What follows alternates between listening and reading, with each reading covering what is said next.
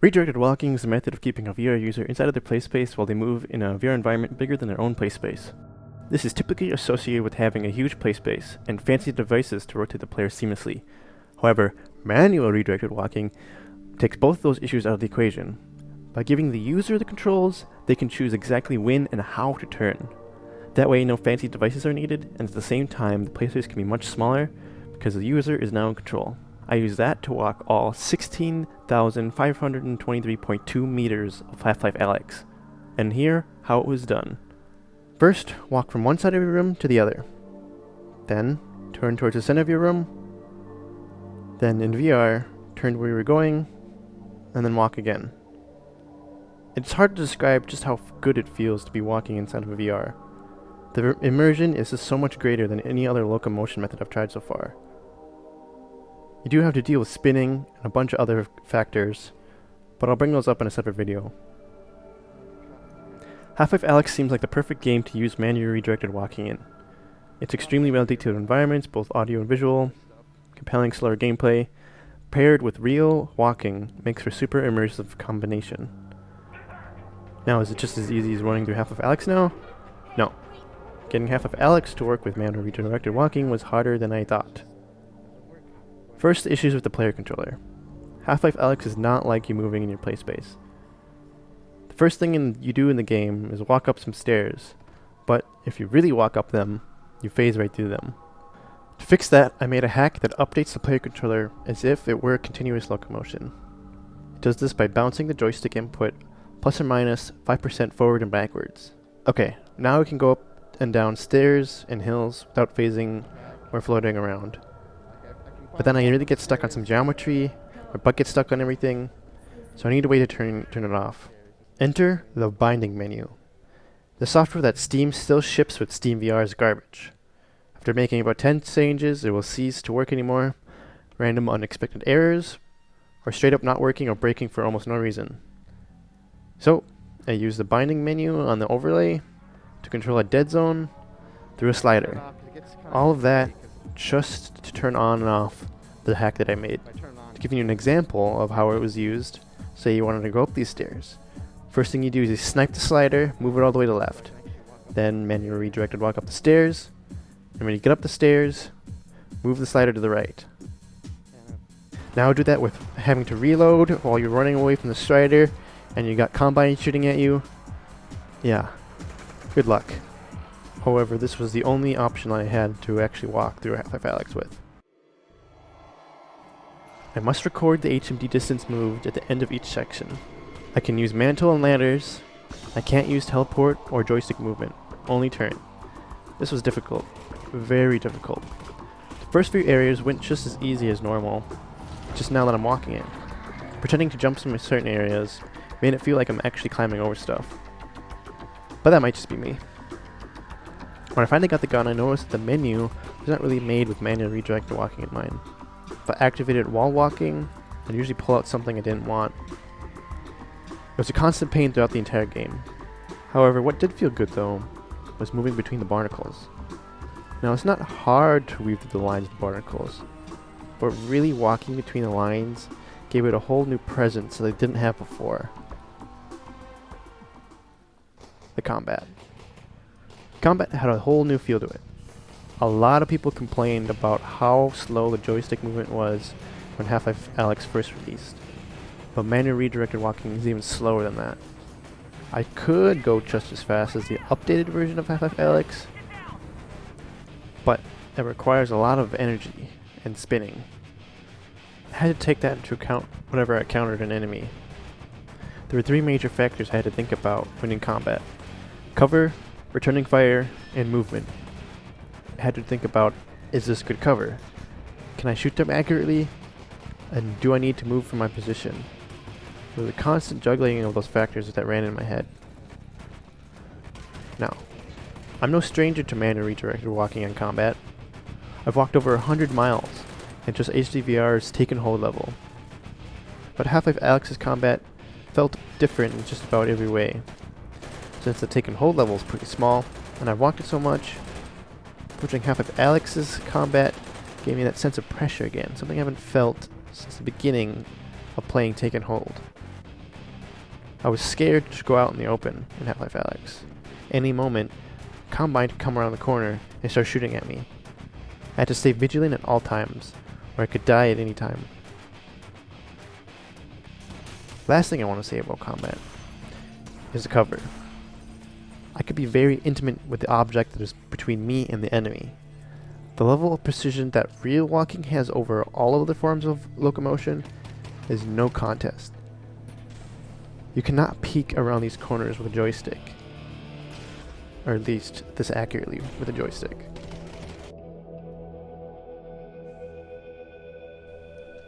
The first Stark area was actually very intimidating. Being able to walk in VR is one thing, but then walking without being able to see is something else. It feels like at any moment I could hit a wall or actually get spooked by an enemy, and I was a little bit scared for my safety. I knew I had enough practice to do it. What I needed was the confidence to approach it, which was fitting because Alyx was in the same scenario. Exploration. When manually redirected walking, I found myself exploring more than I thought. It was a lot of effort to move, so at the beginning I thought exploring would just take that energy away. However, the environment just came out to me. It was like a whole new sense of volume. I knew this before. With manually redirected walking, you retain the dead reckoning of perceiving objects. One of those is perceiving size. I could see the large become very large, and the small become very small. The perspective of me being inside Half-Life Alyx became true with manually redirected walking. The puzzles didn't change much in terms of perspective. This being the third time I've gone through Half-Life Alyx, I already knew some of the shortcuts, or most of them. Sometimes I would forget and have to go walk all the way back just to activate something, which was a pain. I did try to bypass some of them, but the game was not having it. The train. The train section is supposed to be straightforward puzzle into action sequence. Now with manually redirected walking, I was worried that I would take too long to get to the last switch. But just about every place I could get stuck, I got stuck. Running in my room and running out of time was very stressful. Eventually I did get to the switch, what seemed like the last moments, and completed the scene. It won't stay. You've got to hold it down!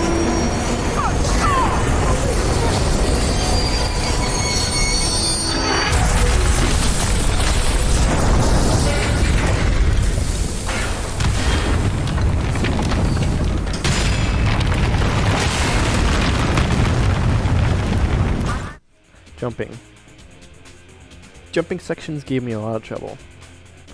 I had enough space to actually attempt the jumps across my play space, but Half-Life Alyx says no.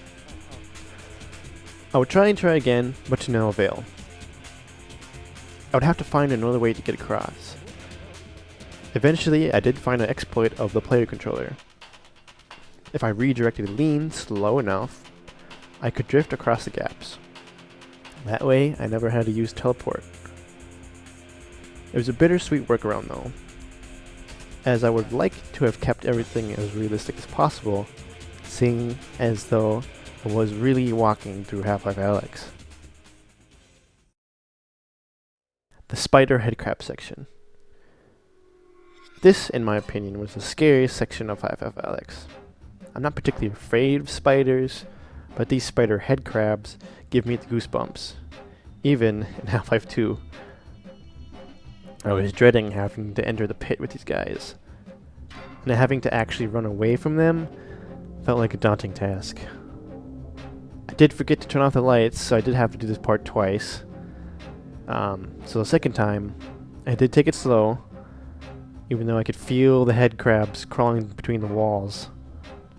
If I messed up, I would have to do it again. Slowly, I walked through the darkness of the den and finished the puzzle, and that section of the game.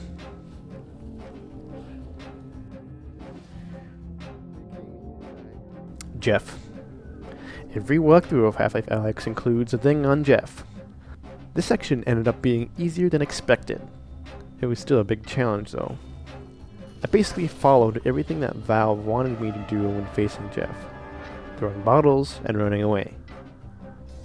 There was one area where I had to cheese, which was the window, but everything else went pretty much as expected.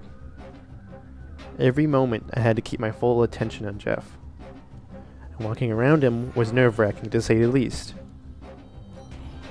Having to get up close and personal with him was something I was not looking forward to. And seeing every pore and detail on him was even more frightening up close.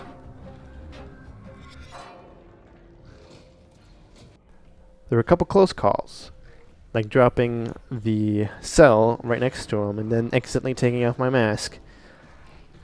I did barely dodge him, but I could feel the hairs in the back of my neck raise. After crushing him in the trash compactor, I could feel the sweat on my face. My legs were sore, and I was tired of having the headset on. Exhausted, I ended the section knowing that one of the harder ones was up next. Antlions. Yet another part I was dreading. Normally with a joystick, the antlions are a pretty easy but annoying part of the game. With manual redirected walking, however, it becomes task overload. In a firefight, it's not difficult to stay in the same spot when returning fire. But in these close-up engagements, it quickly becomes a lot to handle. I could try to run, but that means I can't shoot back. I could try to shoot, but that means I need to reload. Oh god, here he comes. I had to make use of every environmental help I could get. Barrels, cover, anything to help me get past this point. The blue antlions were more annoying than anything, as the blue goo would cover my view and distract me from my bounds, making it really hard to choose to run or to shoot back, causing a loop that'd make me die more than once.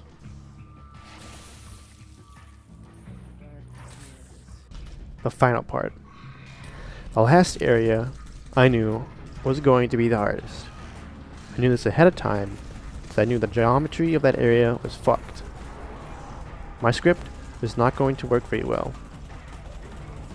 On just about every rock or stick, I got stuck. I wish I had my camera plugged in for this part, as it lost power about 30 minutes ago. You just have to imagine how frantically I was running around in my room. It was really difficult to run from the Strider. I just had to take a few shots every time I ran out. Paired with getting stuck every 5 meters, I was sweating bullets by the end. But I did make it to the end. From there, it went much smoother. It was a delight to play the end with almost no issues. I was able to soak in the environments of the vault. This was my prize. I was able to relax and really take in some of the areas.